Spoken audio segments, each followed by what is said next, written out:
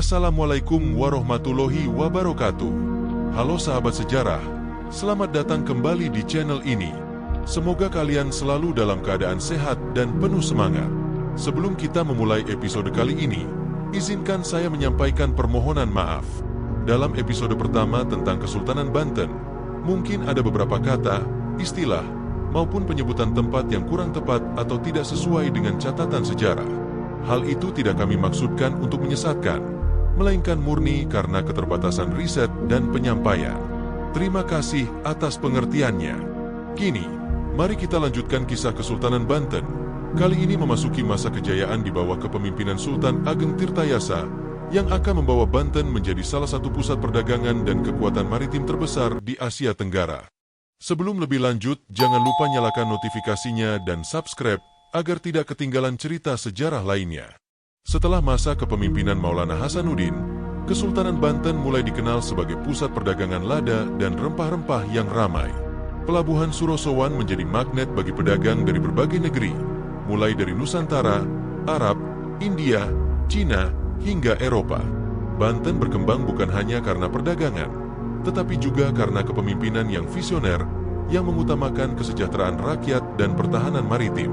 Pemerintahan Maulana Hasanuddin telah meletakkan fondasi yang kokoh, yang kelak akan dimanfaatkan oleh putranya untuk mengembangkan kerajaan ke puncak kejayaan.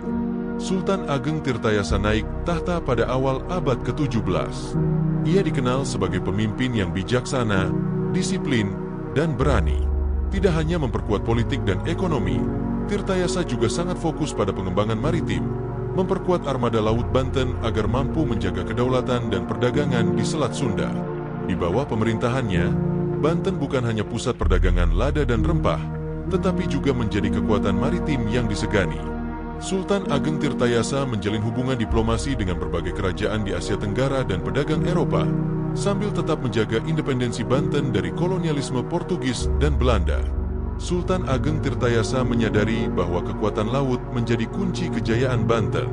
Ia membangun armada laut yang tangguh, terdiri dari kapal-kapal perang yang mampu mengawal pelayaran perdagangan dan melindungi pelabuhan dari serangan asing. Pelabuhan Banten semakin ramai.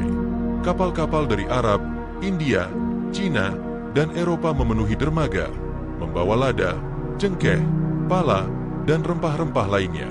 Pasar-pasar berkembang pesat, menjadi pusat pertukaran barang, budaya, dan pengetahuan. Di kota Banten, selain aktivitas perdagangan, juga terdapat pesantren dan madrasah yang mengajarkan Islam, sehingga dakwah Sultan Ageng Tirtayasa berjalan seiring dengan pembangunan ekonomi dan militer. Meski Banten berkembang pesat, Sultan Ageng Tirtayasa tidak lepas dari ancaman. Belanda, yang mulai menguasai wilayah Maluku dan ingin menguasai perdagangan rempah Nusantara, melihat Banten sebagai ancaman bagi monopoli mereka. Konflik diplomatik dan perang dagang pun terjadi. Tirtayasa berani menentang Belanda, menjaga kemerdekaan Banten, dan mengatur strategi agar perdagangan tetap berjalan tanpa monopoli asing. Selain itu, konflik internal juga muncul karena beberapa bangsawan yang pro-Dutch ingin melemahkan kekuasaan Sultan. Namun, Tirtayasa berhasil mempertahankan persatuan dan kedaulatan Banten melalui kebijakan bijaksana dan kekuatan militernya. Di bawah kepemimpinan Sultan Ageng Tirtayasa, Banten bukan hanya maju secara ekonomi dan militer, tetapi juga menjadi pusat budaya dan pendidikan Islam. Satu pesantren dan madrasah dibangun untuk mendidik generasi muda dalam ilmu agama dan perdagangan.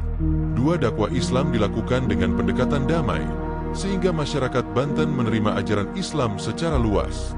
Tiga seni, arsitektur, dan budaya Banten berkembang, termasuk pembangunan Masjid Agung yang megah dan pusat administrasi kerajaan. Kombinasi antara kekuatan ekonomi, maritim, dan dakwah menjadikan Banten sebuah kesultanan yang disegani oleh kerajaan lain dan pedagang internasional. Sultan Ageng Tirtayasa menjalin hubungan dengan berbagai kerajaan dan pedagang di Asia Tenggara.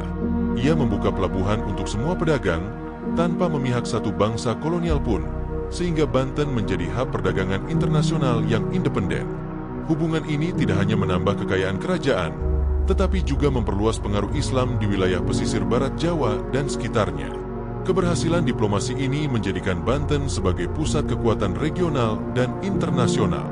Kejayaan Banten di bawah Sultan Ageng Tirtayasa meninggalkan banyak warisan.